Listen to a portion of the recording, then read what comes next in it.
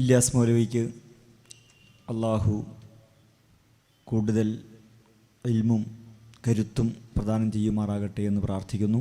സോളിഡാരിറ്റിയുടെ നന്ദി രേഖപ്പെടുത്തുന്നു. ഈ പൊതുസമ്മേളനത്തിൽ സമാപനം കുറിച്ചുകൊണ്ട് ജമാഅത്തെ ഇസ്ലാമി സംസ്ഥാന ജനറൽ സെക്രട്ടറിയും സോളിഡാരിറ്റി യൂത്ത് മൂവ്മെൻറ്റിൻ്റെ മുൻ സംസ്ഥാന പ്രസിഡൻറ്റുമായ പി മുജീബ് റഹ്മാൻ അവറുകൾ സംസാരിക്കും. അദ്ദേഹത്തെ ആദരപൂർവ്വം ക്ഷണിക്കുന്നു. അസ്സലാമു അലൈക്കും. അൽഹംദുലില്ലാഹി റബ്ബിൽ ആലമീൻ വസ്സലാത്തു വസ്സലാമു അലാ റസൂലിഹിൽ അമീൻ വഅലാ ആലിഹി വസഹ്ബിഹി അജ്മഈൻ. അമ്മാ ബഅദ്. റബ്ബി ഇശ്റഹ് ലി സദ്രി വയസ്സിർ ലി അംരി വഹ്ലുൽ ഉഖ്ദതം മിൻ ലിസാനി യഫ്ഖഹു ഖൗലി. വേദിയിലിരിക്കുന്ന ആദരണീയരായ നേതാക്കളെ, സമാദരണീയരായ എൻ്റെ രക്ഷിതാക്കളെ, സ്നേഹം നിറഞ്ഞ സഹോദരി സഹോദരന്മാരെ,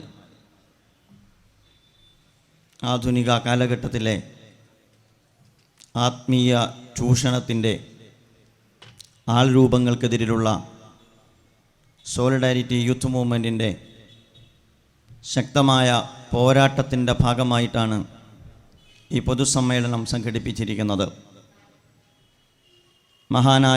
മഹാന്മാരായ പ്രവാചകന്മാർ നിർവഹിച്ച ആദർശ സമരത്തിൻ്റെ തുടർച്ചയാണ് സോളിഡാരിറ്റി യൂത്ത് മൂവ്മെൻറ്റ് ഏറ്റെടുത്തിരിക്കുന്നത് എന്ന് വിശുദ്ധ വേദഗ്രന്ഥവും അതുപോലെ തന്നെ പ്രവാചകൻ്റെ തിരുസുന്നത്തും പരതുന്ന സാമാന്യബോധമുള്ള ഏതൊരാൾക്കും മനസ്സിലാക്കാൻ സാധിക്കുന്ന കാര്യമാണ്.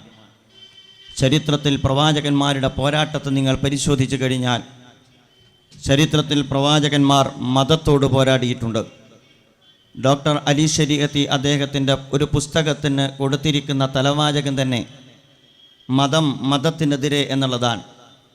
മതത്തോട് പോരടിക്കുന്ന മതത്തിൻ്റെ പ്രവാചകന്മാരെ ചരിത്രത്തിൽ നിന്ന് നമുക്ക് വായിക്കേണ്ടി വരുന്നത് യഥാർത്ഥത്തിൽ പ്രവാചക പ്രോക്തമായ മതവും അതുപോലെ തന്നെ പൗരോഹിത്യ മതവും തമ്മിലുള്ള മുഖാമുഖം നിന്നുള്ള പോരാട്ടത്തിൻ്റെ സാഹചര്യത്തിലാണ്. അതുകൊണ്ട് ഇത് തുടങ്ങുന്നത് ഏതാണ്ട് നൂറ്റാണ്ടുകൾ മുമ്പ് തന്നെ ആരംഭിച്ച സമരമാണ്.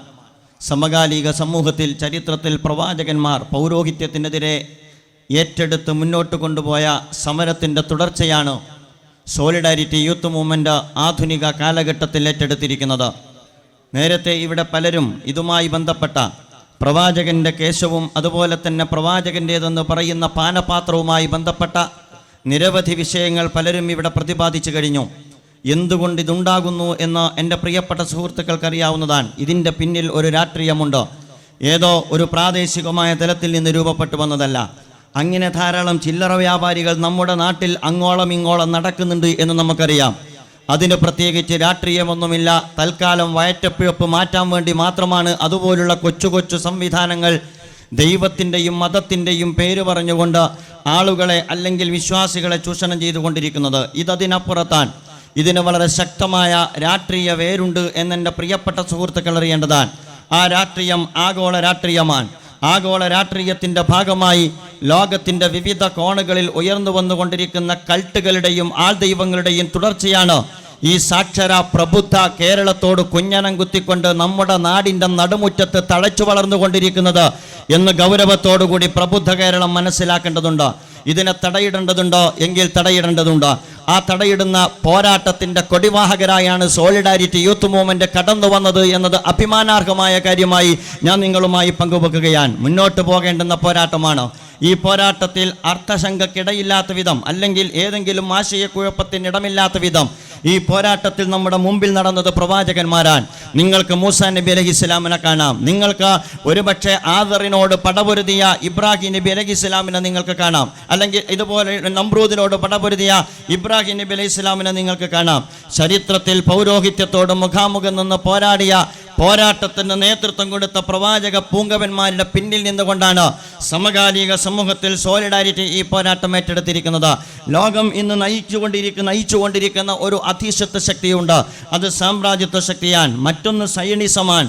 സാമ്രാജ്യത്വത്തിൻ്റെയും സയണിസത്തിൻ്റെയും ഗൂഢാലോചനയുടെയും ആസൂത്രണത്തിൻ്റെയും ഭാഗമായിട്ടാണ് ഇന്ന് ലോകത്ത് പല സംഭവവികാസങ്ങളും അരങ്ങേറിക്കൊണ്ടിരിക്കുന്നത് എന്ന് നിങ്ങൾക്ക് കാണാം. ഞാൻ പറയുന്നു, അല്ല, നിങ്ങൾക്ക് കാര്യങ്ങൾ പഠിക്കുന്ന ഘട്ടത്തിൽ എൻ്റെ പ്രിയപ്പെട്ട ബഹുമാന്യനായ ഇല്യാസ് മൗലവിയുടെ പ്രഭാഷണത്തിൽ അതിലേക്ക് സൂചന വന്നു. അത്തരം ആഗോളതലത്തിൽ എല്ലാ അധിനിവേശത്തിനും കൊടിപിടിച്ച് മുന്നോട്ട് പോയിക്കൊണ്ടിരിക്കുന്ന സാമ്രാജ്യത്വത്തിൻ്റെയും സൈനിസത്തിൻ്റെയും രാഷ്ട്രീയത്തിൻ്റെ തുടർച്ചയാണ് നമ്മുടെ രാജ്യത്ത് രൂപപ്പെട്ടു വന്നുകൊണ്ടിരിക്കുന്ന കൾട്ടുകൾ എന്ന് നിങ്ങൾ അറിയേണ്ടതുണ്ട്. ഇത് കൾട്ടുകളുമായി മാത്രം ബന്ധപ്പെട്ട് കിടക്കുന്ന കാര്യമല്ല. ചിലരെല്ലാം ചോദിക്കുന്നു, എന്തുകൊണ്ടാണ് ഇവരെ പിടികൂടാത്തത്? അതുപോലെ തന്നെ എന്തുകൊണ്ടാണ് ഇവരെ അറസ്റ്റ് ചെയ്യാത്തത്? അതുപോലെ തന്നെ എന്തുകൊണ്ടാണ് ഇവർക്ക് നേരെ അന്വേഷണം ഉണ്ടാകാത്തത്? ആരാണ് അന്വേഷിക്കേണ്ടത് എന്ന് നിങ്ങൾ ആലോചിക്കണം. ആരാണ് ഇവരെ പിടികൂടേണ്ടത് എന്ന് നിങ്ങൾ ചിന്തിക്കണം. പിടികൂടേണ്ടുന്ന പോലീസും അവരെ നയിക്കുന്ന ഭരണകൂടവും അതിൻ്റെ മുകളിൽ എന്തെല്ലാം സംവിധാനങ്ങളുണ്ടോ അതും ഈ നാടകത്തിലെ കഥാപാത്രങ്ങളാണ് എന്ന കാര്യത്തിൽ നിങ്ങൾക്കാർക്കും സംശയം ഉണ്ടാകേണ്ടതില്ല സഹോദരന്മാരെ. അഥവാ ആഗോള രാഷ്ട്രീയ ശക്തികൾ മുന്നോട്ട് കൊണ്ടുപോയിക്കൊണ്ടിരിക്കുന്ന അജണ്ടയിൽ അധിഷ്ഠിതമായ, അതുപോലെ തന്നെ പണത്തിൽ അധിഷ്ഠിതമായ എല്ലായിടത്തും നിങ്ങൾക്ക് കാണാൻ കഴിയുന്നത് ഡോളറിന്റെ കിലുക്കമാണ്. ആ ഡോളറിന്റെ കിലുക്കത്തിൽ നിന്നാണ് ഇവരുടെ എല്ലാം മിനുമിനുക്കം എന്നുകൂടി എൻ്റെ പ്രിയപ്പെട്ട സുഹൃത്തുക്കൾ മനസ്സിലാക്കേണ്ടതുണ്ട്. അതുകൊണ്ട് ഓരോരുത്തർക്കും ഓരോ റോളാണ് ഈ നാടകത്തിൽ നിർവഹിക്കാനുള്ളത്. രാഷ്ട്രീയ കക്ഷികളുണ്ട്, അവർ നായകന്മാരുടെ റോളിലാണ്. ഭരണകൂടങ്ങൾ നായകന്മാരുടെ റോളിലാണ്. അതുപോലെ തന്നെ പ്രതിപക്ഷം വില്ലന്റെ റോളിലാണ്. അതുപോലെ തന്നെ മതപുരോഹിതന്മാരെന്ന് പറയുന്നത്, ആധുനിക ആൾദൈവങ്ങൾ എന്ന് പറയുന്നത് ആധുനിക ദർശനങ്ങളുടെ ആത്മീയതയുടെ റോളിലാണ് രംഗപ്രവേശം ചെയ്തത് എന്ന് നിങ്ങൾ മനസ്സിലാക്കണം. ഭംഗിയായി ഓരോരുത്തരും അവരവരുടെ റോൾ നിർവഹിച്ചുകൊണ്ടിരിക്കുന്നു. സാമ്രാജ്യത്വത്തിന് വേണ്ടി വിടുവേല ചെയ്യുന്ന, രാജ്യത്തിന്റെ മണ്ണും മണ്ണും കൂട്ടിക്കൊടുപ്പ് നടത്തുന്ന വളരെ ഭംഗിയായ ജോലി ഭരണകൂടം നിർവഹിച്ചുകൊണ്ടിരിക്കുന്നു. ഒരുപക്ഷെ അതിനെതിരെ ഉയർന്നു വന്നുകൊണ്ടിരിക്കുന്ന പ്രതികരണത്തെ നെഞ്ചേറ്റിക്കൊണ്ട് അത് വല്ല സെക്രട്ടേറിയറ്റിലും പോയി ഒരു സേഫ്റ്റി വാൾവ് പോലെ ആ പ്രതികരണത്തെ ഇല്ലായ്മ ചെയ്യുക എന്ന ദൗത്യം വില്ലന്റെ റോളിൽ പ്രതിപക്ഷം നിർവഹിച്ചുകൊണ്ടിരിക്കുന്നു. ഇനിയും ആരെങ്കിലും നോക്കി നിൽക്കുന്നുണ്ട് എങ്കിൽ, ആർക്കെങ്കിലും വേദഗ്രന്ഥത്തിന്റെയോ മറ്റോ പേരിൽ വല്ല പ്രതികരണ ബോധവും ഉണ്ട് എങ്കിൽ അതിനെ ശണ്ഡീകരിക്കുക എന്നത് ആധുനികതയുടെ ആൾദൈവങ്ങളുടെയും ഉത്സവ മതങ്ങളുടെയും വക്താക്കൾ ചെയ്തുകൊണ്ടിരിക്കുന്നു എന്ന് നിങ്ങൾ മനസ്സിലാക്കണം. അതുകൊണ്ട് അറസ്റ്റ് ചെയ്യാൻ ആരെങ്കിലും വരുമെന്നോ അന്വേഷിക്കുവാൻ ആരെങ്കിലും മുന്നോട്ടെടുക്കുമെന്നോ എൻ്റെ പ്രിയപ്പെട്ട സുഹൃത്തുക്കൾ മനസ്സിലാക്കുന്നുവെങ്കിൽ ഞാൻ പറയുക, ആധുനികത ഈ രാജ്യത്തെ ഇത്തരം സംവിധാനങ്ങൾക്ക് പിന്നിലുള്ള കൃത്യമായ രാഷ്ട്രീയത്തെക്കുറിച്ച് നമുക്ക് മനസ്സിലാക്കാൻ കഴിയാതെ പോയി എന്നുള്ളതാണ്. അപ്പോൾ ഈ മൂന്ന് കൂട്ടരും മുക്കോട്ട് മുന്നണി നടത്തിക്കൊണ്ടിരിക്കുന്ന കൂട്ടുകച്ചവടത്തിന്റെ പങ്കുപറ്റുകാരാണ് ഇവരെല്ലാവരും എന്ന് എൻ്റെ സഹോദരന്മാർ മനസ്സിലാക്കണം. ഇതിനെതിരെ മിണ്ടിപ്പോകരുത്. അങ്ങനെ നിങ്ങളെങ്ങാനും ഇതിനെതിരെ മിണ്ടിപ്പോയാൽ അപ്പോൾ നിങ്ങൾക്കെതിരെ അഫിഡവിറ്റ് വരുമെന്ന കാര്യവും നിങ്ങൾ മറന്നു പോകാൻ പാടില്ല. അങ്ങനെയല്ലേ രാജ്യത്ത് അഫിഡവിറ്റുകൾ രൂപപ്പെടുന്നത്? മിണ്ടുന്നവര് വായ അടക്കുന്ന സമീപനം ഭരണകൂടത്തിന്റെ ഭാഗത്ത് നിന്നുണ്ടാകുന്നു. ഉത്സവ മതങ്ങളാണോ നിങ്ങൾക്കാകാം, ആൾദൈവങ്ങളാണോ നിങ്ങൾക്കാകാം. വലിയ കോട്ട കെട്ടി 500ഓളം ഏക്കർ സ്ഥലമെടുത്ത് ആ സ്ഥലത്തിനകത്ത് ആശ്രമം പണിത, ആ ആശ്രമത്തിന്റെ പിന്നിൽ അധോലോക സംഘങ്ങളെ കുടിയിരുത്തി ആ അധോലോക സംഘങ്ങളുമായി ബന്ധപ്പെട്ട് രാജ്യത്തിന്റെ വിവിധ ദിക്കുകളിൽ യാത്ര നടത്തി എന്നിട്ട് പാവപ്പെട്ട അനുയായികളെ താളമേളങ്ങളോടുകൂടി ചിന്തിക്കുവാനോ പഠിക്കുവാനോ അന്വേഷിക്കുവാനോ പ്രതികരിക്കുവാനോ സാധ്യമല്ലാത്ത വിധം ഇത്തരം ആശ്രമത്തിൽ തളച്ചു കെട്ടുന്ന കുത്ത കൊട്ടേഷൻ നിങ്ങൾ എടുത്തോ എങ്കിൽ നിങ്ങൾക്കും ഈ പറയപ്പെട്ട കമ്പനിയിൽ മെമ്പർമാരാകാമെന്ന കാര്യവും നിങ്ങൾ മനസ്സിലാക്കേണ്ടതാണ്. അങ്ങനെയൊരു കറക്ക കമ്പനിയുടെ ഭാഗമായിട്ടാണ് ആധുനിക ആൾദൈവങ്ങൾ ഈ രാജ്യത്ത് നിറഞ്ഞാടിക്കൊണ്ടിരിക്കുന്നത് എന്ന് നിങ്ങൾ അറിയേണ്ടതാണ്. അതിൻ്റെ ഏറ്റവും നല്ല അവസാനത്തെ ഉദാഹരണമല്ലേ നിങ്ങൾക്കറിയാവുന്നതുപോലെ ഈജിപ്തിലെ മുല്ലപ്പൂ വിപ്ലവവുമായി ബന്ധപ്പെട്ട് നടന്ന സംഭവം. നേരത്തെ ഇവിടെ സൂചിപ്പിച്ചോ, ഒരുപക്ഷെ 20-ാം നൂറ്റാണ്ടിൽ മുതലാളിത്തത്തോട് മുഖാമുഖം നിന്നുകൊണ്ട് സ്വാതന്ത്ര്യത്തിന്റെ പുതിയ ഭൂമിക സ്വപ്നം കാണുവാൻ ആ കാലഘട്ടത്തിലെ ജനവിഭാഗത്തിന് ആത്മവീര്യം പകർന്നു കൊടുത്തത് കമ്മ്യൂണിസമാണ്. അതിന്റെ പരിണിതിയെക്കുറിച്ച് ഞാനിപ്പോൾ ഇവിടെ പറയുന്നില്ല. 21-ാം നൂറ്റാണ്ടിൽ ലോകത്ത് തകർന്നടിഞ്ഞ കമ്മ്യൂണിസത്തിന് മധ്യേ ഒരുപക്ഷെ ഒരു ഏകധ്രുവ ലോകം രൂപപ്പെടുത്തിയ സാമ്രാജ്യത്വത്തോട് മുഖാമുഖം നിന്ന് പോരാടുന്ന ലോകത്തെ ജനാധിപത്യ പോരാട്ടങ്ങളുടെ അടിത്തറയായി വർത്തിച്ചുകൊണ്ടിരിക്കുന്ന ദർശനം ഇസ്ലാമാണെന്ന കാര്യത്തിൽ ആർക്കും സംശയമില്ല. അതുകൊണ്ടാണ് 21-ാം നൂറ്റാണ്ടിൽ ജനാധിപത്യ വിപ്ലവത്തിന്റെ വസന്തം തീർക്കുവാൻ ഇസ്ലാമിക ദർശനത്തിന് സാധിച്ചത്. നിങ്ങൾ അന്വേഷിച്ചു നോക്കുക. അങ്ങനെ രാജ്യത്ത് രൂപപ്പെട്ടു വന്ന മുല്ലപ്പൂ വിപ്ലവത്തിന്റെ പരിണിതിയും പലതുമാണ്. പലതും മുന്നോട്ട് പോയിക്കൊണ്ടിരിക്കുന്നു, പലതും ശക്തമായ തിരിച്ചടികളെ അഭിമുഖീകരിച്ചു കൊണ്ടിരിക്കുന്നു, ആഗോള ആസൂത്രണത്തിന്റെ ഇരകളാക്കപ്പെട്ടുകൊണ്ടിരിക്കുന്നു. എൻ്റെ പ്രിയപ്പെട്ട സുഹൃത്തുക്കൾ ആലോചിച്ചു നോക്കുക. 5 പതിറ്റാണ്ട് നീണ്ട പതിറ്റാണ്ട് കാലത്തോളം സ്വേച്ഛാധിപത്യത്തിന്റെ കീഴിൽ അമർന്നിരുന്ന ഈജിപ്തിലെ ജനതയ്ക്ക് സ്വാതന്ത്ര്യത്തിന്റെ വായു ശ്വസിക്കുവാനുള്ള ജനാധിപത്യ പോരാട്ടത്തിന് അവിടെയുള്ള ബ്രദർഹുഡ് നേതൃത്വം കൊടുക്കുകയുണ്ടായി. അത്തരം ജനാധിപത്യ സംവിധാനത്തിലൂടെ ആ രാജ്യത്ത് മുഹമ്മദ് മുർസി അധികാരത്തിൽ വന്നു. ആ മുഹമ്മദ് മുർസിയെ പട്ടാള അട്ടിമറിയിലൂടെ അബ്ദുൽ ഫത്താഹ് അൽ സീസി പുറത്തേക്കെറിഞ്ഞപ്പോൾ നാടിന്റെ വിവിധ കോണുകളിൽ നിന്ന് പട്ടാള അട്ടിമറിയോട് പ്രതിഷേധം രൂപപ്പെട്ടപ്പോൾ ഇങ്ങ് കൊച്ചു കേരളത്തിൽ ഈ ജനാധിപത്യ വിപ്ലവത്തെ അട്ടിമറിച്ച അബ്ദുൽ ഫത്താഹ് അൽ സീസി എന്ന് പറയുന്ന സയണിസത്തിന്റെ ജൂതന് വേണ്ടിയിട്ട് ഈ രാജ്യത്ത് മൗലൂദ് നടത്തിയത് ആരാണ് എന്ന് എൻ്റെ പ്രിയപ്പെട്ട സഹോദരന്മാർ മനസ്സിലാക്കേണ്ടതാണ്. നമുക്കാർക്കും യാതൊരു സംശയവുമില്ല. അത്തരം ആളുകളുടെ പലപ്പോഴും പലരുടെയും തനിനിറം മനസ്സിലാവുക പലപ്പോഴായിട്ടായിരിക്കും.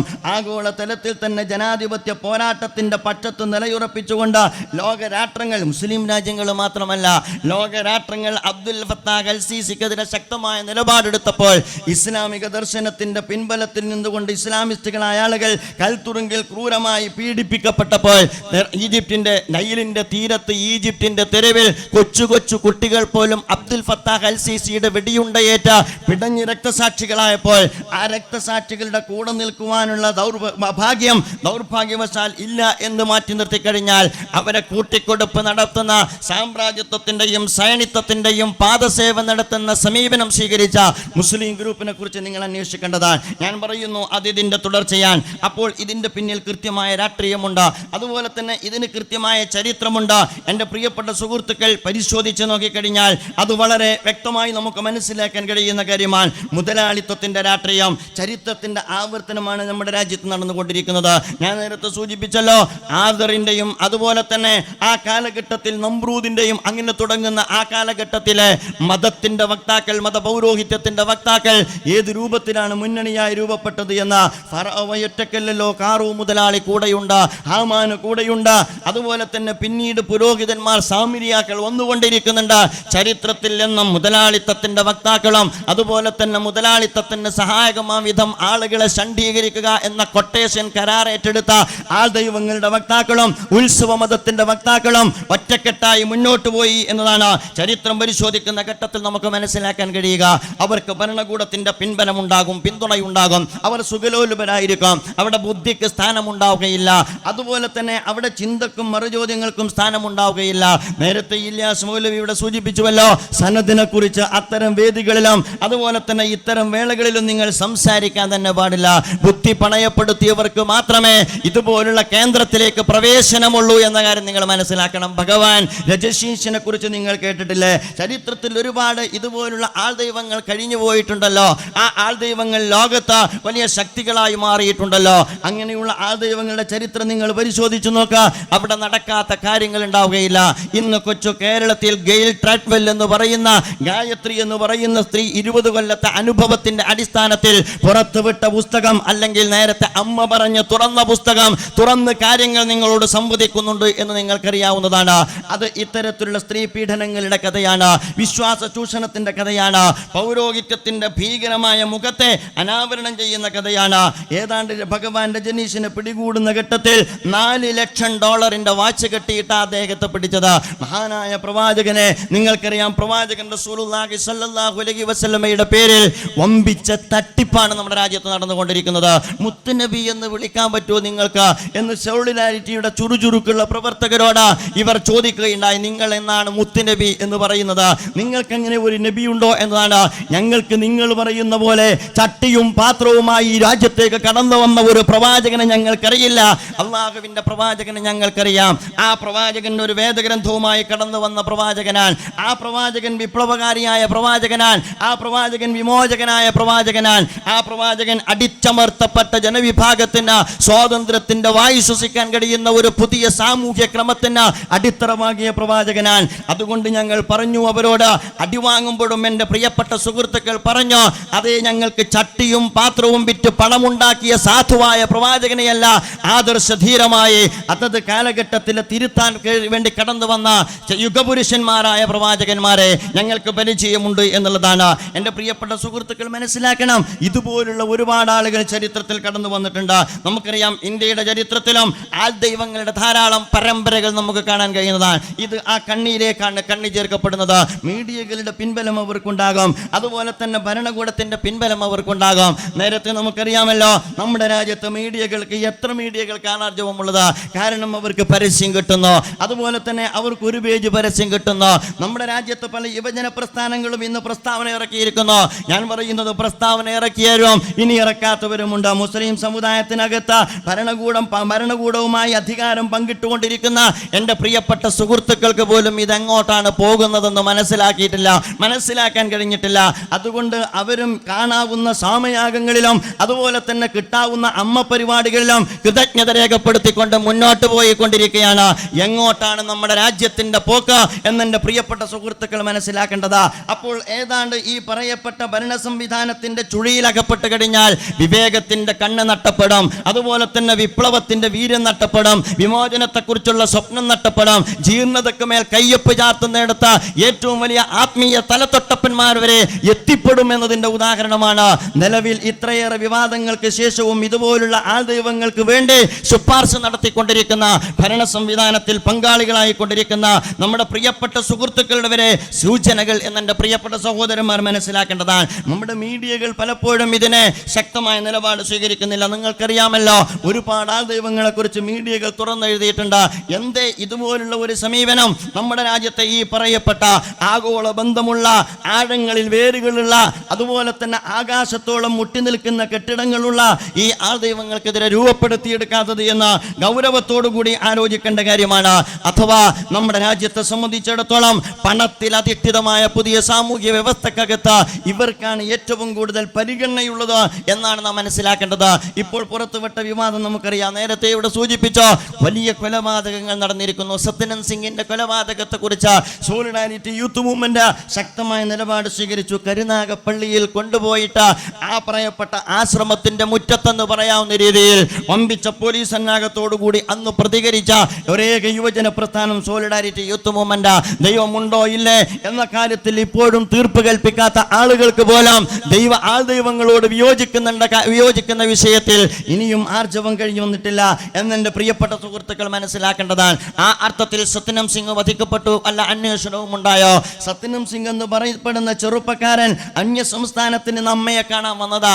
എന്നിട്ട് ക്രൂരമായി പീഡിപ്പിക്കപ്പെട്ട് പോലീസുകാരന്റെ കരങ്ങളിലേക്ക് കൈമാറ്റം ചെയ്യപ്പെട്ടതിന് ശേഷം അതിഭീകരമായ മർദ്ദനങ്ങൾക്ക് വിധേയമാക്കി എന്നിട്ട് ഇഞ്ചിഞ്ചായി കൊല്ലപ്പെടുന്നതിന് മുമ്പ് ഈ പറയപ്പെട്ട സത്യനന്ദ് സിംഗ് വെള്ളം ചോദിച്ചു പോലും കൊടുത്തില്ല. എന്നിട്ട് കൈകാലുകൾ ബന്ധനസ്ഥനാക്കപ്പെട്ട ഏത് ദൈവത്തിന്റെ ആൾദൈവത്തിന്റെ മുമ്പിലാ ലോകത്തിന് മുഴുവൻ കരുണയും കൃപയും പ്രദാനം ചെയ്തുകൊണ്ടിരിക്കുന്ന ആശ്ലേഷണ ദൈവത്തെ അവതരിപ്പിച്ചുകൊണ്ടിരിക്കുന്ന അമ്മയുടെ വീട്ടുമുറ്റത്ത് സംഭവിച്ച കാര്യമാണ്. ഈ ചുറുചുറുക്കുള്ള ചെറുപ്പക്കാരൻ കൈകാലുകൾ ബന്ധനസ്ഥനാക്കപ്പെട്ട രീതിയിൽ അല്പം വെള്ളത്തിന് വേണ്ടി കെഞ്ചി കൊടുത്തില്ല.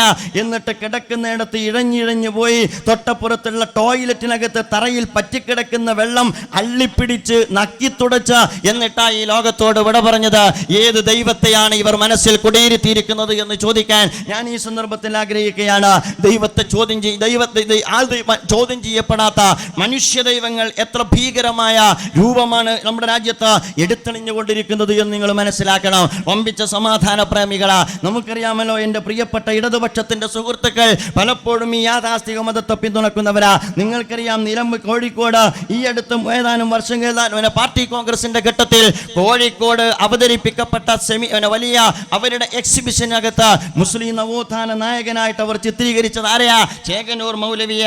ആ ചേകനൂർ മൗലവിയുടെ ഘാതകനാരാണ്? ഞാൻ വിനയത്തോടു കൂടി ചോദിക്കുകയാണ്. അത് പറയാൻ ഈ വേദി ഞാൻ ഉപയോഗപ്പെടുത്തുന്നില്ല. പക്ഷേ ഈ കോഴിക്കോട് കടപ്പുറത്തെ ഓരോ മണൽത്തരികളോട് നിങ്ങൾ ചോദിച്ചാൽ പറഞ്ഞു തരും ആരാണ് ചേകനൂർ മൗലവിയെ ഒരുപക്ഷെ കണ്ടെത്താൻ ശ്രമിച്ചാൽ ഒരുപക്ഷെ അത് കണ്ടെത്താത്ത കോലത്തിൽ അടക്കം ചെയ്തവർക്ക് പോലും കണ്ടെത്താൻ കഴിയാത്ത വിധം നശിപ്പിച്ചത് എന്ന് നിങ്ങൾക്കറിയാവുന്നതാ. സത്യനന്ദ് സിംഗിന്റെ കൊലയാളികൾ നിങ്ങൾ കണ്ടെത്തുകയില്ല. അതുപോലെ തന്നെ ചേകനൂർ മൗലവിയുടെ കൊലയാളികൾ നിങ്ങൾ കണ്ടെത്തുകയില്ല.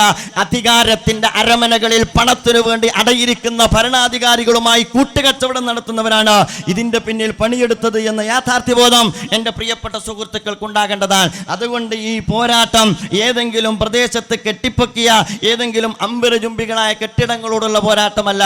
അതിൽ ഏതോ അർത്ഥത്തിൽ അനുഗ്രഹിക്കാൻ വേണ്ടി കാത്തുകെട്ടി കിടക്കുന്ന, ആശ്ലേഷിക്കാൻ വേണ്ടി കാത്തുകെട്ടി കിടക്കുന്ന ആൾദൈവങ്ങൾക്കും ആൾദൈവ സ്വരൂപങ്ങൾക്കും എതിരെയുള്ള പോരാട്ടമല്ല. അതിനെയെല്ലാം നയിച്ചുകൊണ്ടിരിക്കുന്ന ആഗോള രാഷ്ട്രീയത്തിന്റെ പിന്തിരിപ്പൻ തത്വശാസ്ത്രത്തിനെതിരെയുള്ള പോരാട്ടമാണ് സോളിഡാരിറ്റി യൂത്ത് മൂവ്മെന്റ് ഏറ്റെടുത്തിരിക്കുന്നത് എന്ന് എൻ്റെ പ്രിയപ്പെട്ട സുഹൃത്തുക്കൾ മനസ്സിലാക്കേണ്ടതാണ്. അത് കേസെടുക്കാത്തതെന്താ? എൻ്റെ പ്രിയപ്പെട്ട സുഹൃത്തുക്കൾ ചോദിക്കുന്നുണ്ട്. അതിന് നട്ടെല്ലുള്ള പോലീസ് ഇന്ന് കേരളത്തിലില്ല എന്നാണ് എൻ്റെ ഒന്നാമത്തെ മറുപടി. അങ്ങനെ ഒരു പോലീസ് ഇല്ല. നമ്മുടെ പോലീസ് എന്ന് പറഞ്ഞാൽ അതിൻ്റെ ഉത്തരവാദിത്വം എന്താണെന്ന് നിങ്ങൾക്കറിയാമോ? ലൈക്കടിച്ചവനെ പിടികൂടുക, ലൈക്കടിച്ചവനെ പിടികൂടുക. എൻ്റെ വീട്ടിലെ എൻ്റെ LKGയിൽ പഠിക്കുന്ന എൻ്റെ മോൾക്കറിയാം ലൈക്കടിക്കൽ എങ്ങനെയാണ് എന്ന്. അത്തരം LKG സ്റ്റുഡൻറ്റിൻ്റെ വിദ്യാഭ്യാസത്തിലും കുട്ടി പോലീസായിട്ട് ഈ കേരളത്തിലെ പോലീസ് മാറിയത് എന്തുകൊണ്ടാ? ലൈക്കടിക്കുന്നവനെ പിടികൂടുക, ദലിതനെ മലന്തീറ്റുക, അതുപോലെ തന്നെ റോഡ് സൈഡിൽ നിന്ന് വീടും കിടപ്പാടവും നഷ്ടപ്പെടുന്ന ഘട്ടത്തിൽ അവരുടെ മുന്നിൽ ചാടിക്കൊണ്ട് ഞങ്ങളുടെ കിടപ്പാടം നഷ്ടപ്പെടുത്തരുത് എന്ന് അലമുറയിട്ട് സമരം നടത്തുന്ന സമര പോരാളികളെ അവരൊരിക്കലും പ്രതീക്ഷിക്കാത്ത അസ്ഥാനത്ത് പിടിച്ച് നെരുക്കിക്കളയുക. എങ്ങനെയുണ്ട് നമ്മുടെ പോലീസ്? അതല്ലേ നമ്മുടെ പോലീസിന്റെ ചുമതല. മോർച്ചറിക്ക് കാവൽ നിൽക്കുക, ട്രാഫിക് ജാമുള്ളിടത്ത് കൈവെക്കുക.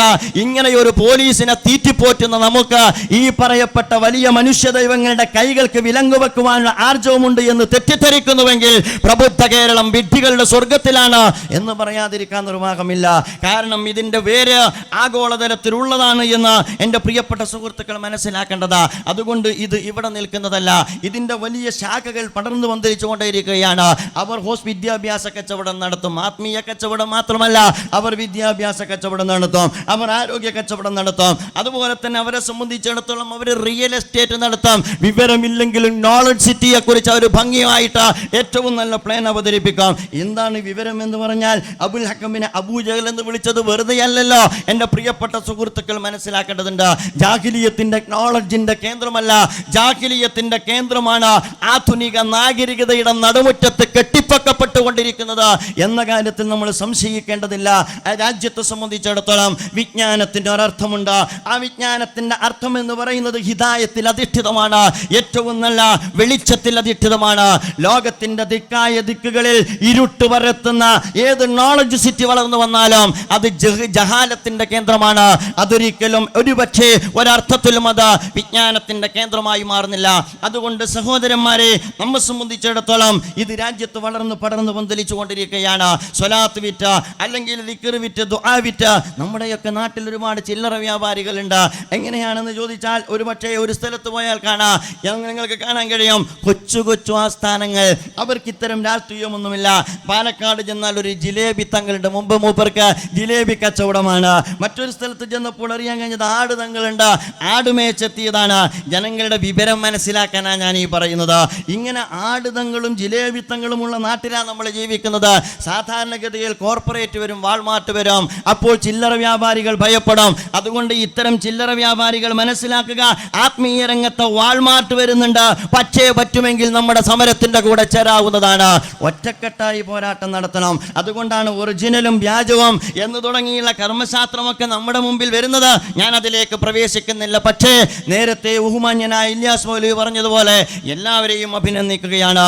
യോജിപ്പിന്റെ ഭൂമിക സൃഷ്ടിച്ചുകൊണ്ട് പോരാട്ടത്തിന്റെ മുനവർദ്ധിപ്പിക്കുവാൻ അല്ലെങ്കിൽ മൂർച്ച കൂട്ടുവാൻ ജനാധിപത്യ പോരാട്ടത്തിന്റെ, അതുപോലെ തന്നെ വിശ്വാസ സ്വാതന്ത്ര്യത്തിന് വേണ്ടിയുള്ള പോരാട്ടത്തിന്റെ, അന്ധവിശ്വാസങ്ങൾക്കെതിരെയുള്ള പോരാട്ടത്തിന്റെ മുനകൂർപ്പിച്ചെടുക്കുവാൻ ഇസ്ലാമിക പ്രസ്ഥാനത്തെ സംബന്ധിച്ചിടത്തോളം ഞങ്ങൾ ബാധ്യസ്ഥമാണ്. നമ്മൾ മനസ്സിലാക്കേണ്ടതുണ്ട്, പ്രവാചകൻ എന്ന് പറയുന്നത് ഇവർക്കൊരു കമ്മോഡിറ്റി മാത്രമാണ്, വിറ്റഴിക്കാനുള്ള ഒരു വസ്തു മാത്രമാണ്. നേരത്തെ ഇവിടെ നബി തിരുമേനി സല്ലല്ലാഹു അലൈഹി വസല്ലം, അള്ളാഹുവിന്റെ പ്രവാചകൻ ഇത്തരത്തിലുള്ള ഇതുപോലുള്ള വ്യതിചലനത്തിന്റെ ഓരോ സൂചനയും അള്ളാഹുവിന്റെ പ്രവാചകൻ, ഓരോ തലവും ചെറിയ സൂക്ഷ്മമായ തലം വരെ അള്ളാഹുവിന്റെ പ്രവാചകൻ നമുക്ക് വളരെ കൃത്യമായി പരിചയപ്പെടുത്തി തന്നതാണ്.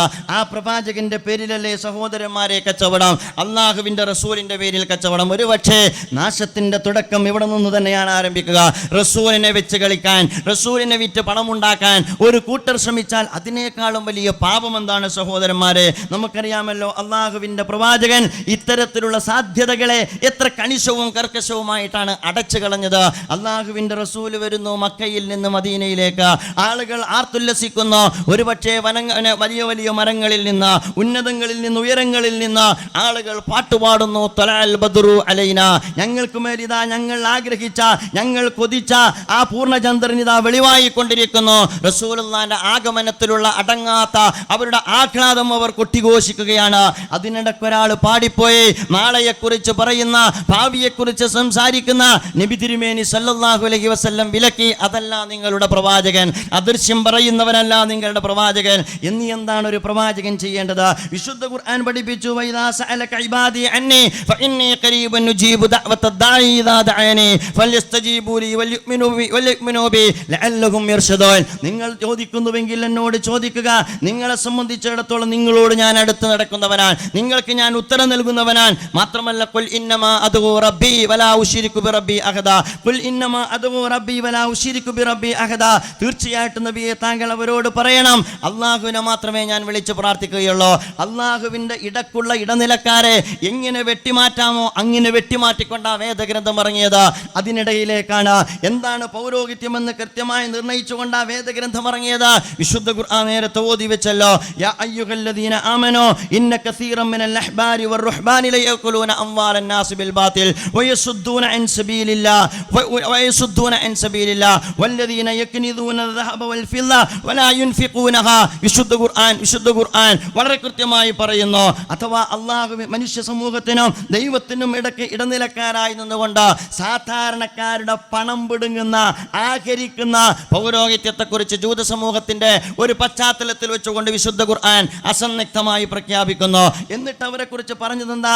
അവരെ സംബന്ധിച്ചിടത്തോളം വല്ലദീന യക്നിദൂന الذهب والفضة ولا ينفقونها في سبيل الله. അതാണ് സഹോദരന്മാരെ, എത്രയാണ് സ്വിസ് ബാങ്കിൽ എന്ന കണക്ക് വെളിപ്പെടുത്തിക്കൊണ്ടിരിക്കുന്നത്. അപ്പോൾ സ്വിസ് ബാങ്കിൽ ഇട്ടിരിക്കുന്നത് യക്നിദൂന الذهب والفضة എന്ന വിശുദ്ധ വേദഗ്രന്ഥത്തിൽ സൂചിപ്പിച്ച കാര്യമാണ്. അതുകൊണ്ട് ഇവിടെ ഒരു പുതിയ മതം മാത്രമല്ല, ഒരു പുതിയ മഠം കൂടിയാണ് രൂപപ്പെട്ടുകൊണ്ടിരിക്കുന്നത്. നേരത്തെ ഇവിടെ ഖാലിദ് സാഹിബ് സൂചിപ്പിച്ചതുപോലെ ഒരു പ്രവാചകനെ സംബന്ധിച്ചിടത്തോളം ആ പ്രവാചകനേക്കാൾ പ്രവാചകന്റെ തിരുശേഷിപ്പ് പ്രസക്തമാകുന്ന, സുന്നത്തിനേക്കാൾ ബിദ്അത്തിന് പ്രാധാന്യം കൊടുക്കുന്ന, മക്കയേക്കാൾ മദീനക്ക് പ്രാമുഖ്യം കൊടുക്കുന്ന, സംസമിനേക്കാൾ നേരത്തെ സൂചിപ്പിച്ച പോലെ മുടിയിട്ട വെള്ളം കുടിക്കുന്ന, മഖാമു ഇബ്രാഹിമിനേക്കാൾ പാനപാത്രത്തിന് പ്രാമുഖ്യം കൊടുക്കുന്ന, നിങ്ങൾക്കറിയാമോ സഹോദരന്മാരെ, എന്തിനെയാണ് അദ്ദേഹത്തിന് ഇത് നാശമല്ലാതെ എന്ത് ഗുണമാണ് അദ്ദേഹത്തിന് നൽകുക? കാരണം യാതൊരു ന്യായവും കാണാൻ കഴിയുന്നില്ല. ഒരു ഘട്ടത്തിൽ അദ്ദേഹത്തിന്റെ പ്രഭാഷണം കേൾക്കാൻ കഴിഞ്ഞു, മറ്റൊന്നുമല്ല, അദ്ദേഹം പ്രിയപ്പെട്ട സുഹൃത്തുക്കളെ എന്ന് പറഞ്ഞുകൊണ്ട് അദ്ദേഹം പറഞ്ഞു, എന്താണ് മഖാമു ഇബ്രാഹിമിന്റെ പ്രാധാന്യം? എന്നിട്ട് അദ്ദേഹം വിശദീകരിക്കുന്നുണ്ട്.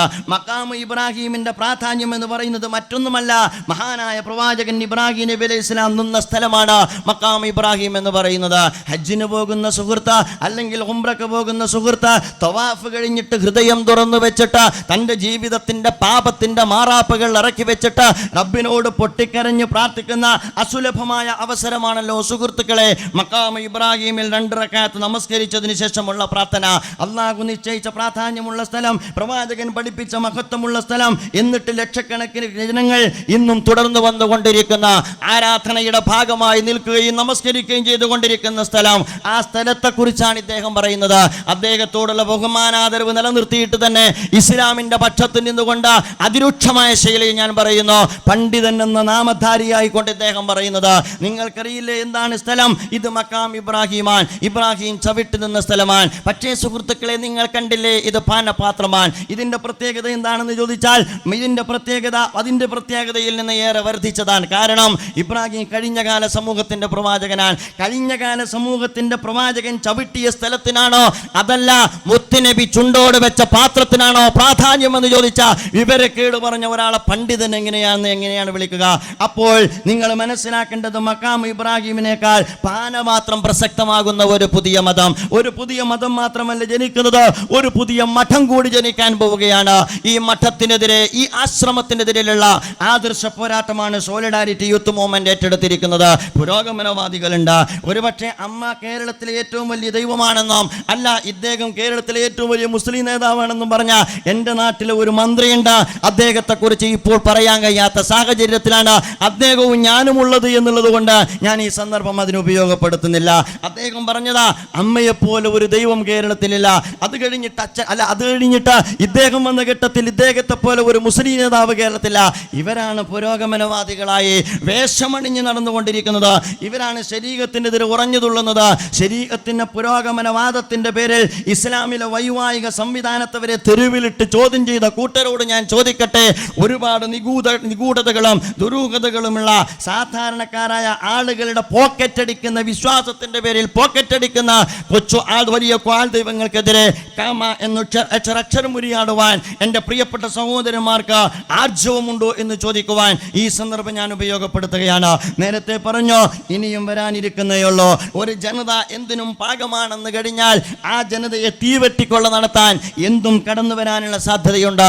അതുകൊണ്ട് എൻ്റെ പ്രിയപ്പെട്ട സുഹൃത്തുക്കളെ, നമ്മെ സംബന്ധിച്ചിടത്തോളം ഇത് സമകാലിക ഇസ്ലാമിക പോരാട്ടത്തിൻ്റെ ഭൂമികയിലാണ് നമ്മൾ എത്തിപ്പെട്ടിരിക്കുന്നത് എന്ന് നിങ്ങൾ മനസ്സിലാക്കണം. ഭരണം എവിടെയാൻ, മീഡിയ എവിടെയാൻ, രാജ്യത്തെ പ്രമാണിമാർ എവിടെയാൻ, ആഗോള ശക്തികൾ എവിടെയാൻ, അതുപോലെ തന്നെ രാജ്യത്തെ സംബന്ധിച്ചിടത്തോളം ഉത്സവ മതങ്ങളുമായി ബന്ധപ്പെട്ട എല്ലാ ജനവിഭാഗവും അവിടെയാണ്. ഇവിടെ പ്രവാചകന്മാരുടെ പോരാട്ടത്തിൻ്റെ മതത്തെ ഏറ്റെടുക്കാൻ, ഇവിടെ പ്രവാചകന്മാരുടെ വിപ്ലവത്തിൻ്റെ മതത്തെ ഏറ്റെടുക്കാൻ, ഇവിടെ പ്രവാചകന്മാരുടെ സ്വാതന്ത്ര്യത്തിൻ്റെ മതത്തെ ഏറ്റെടുക്കാൻ, ഇവിടെ പ്രവാചകന്മാർ നമുക്ക് പരിചയപ്പെടുത്ത തന്ന നീതിയുടെ മതത്തെ ഏറ്റെടുക്കാൻ, പൗരോഹിത്യ മതത്തോട് ആദർശത്തിൻ്റെ അടിത്തറകളിൽ നിന്നുകൊണ്ട് ജനാധിപത്യ പോരാട്ടങ്ങൾക്ക് നേതൃത്വം കൊടുക്കാൻ നാം സന്നദ്ധമാണോ എന്നാണ് എൻ്റെ പ്രിയപ്പെട്ട സുഹൃത്തുക്കളോട് ചോദിക്കാൻ ഞാൻ ആഗ്രഹിക്കുന്നത്.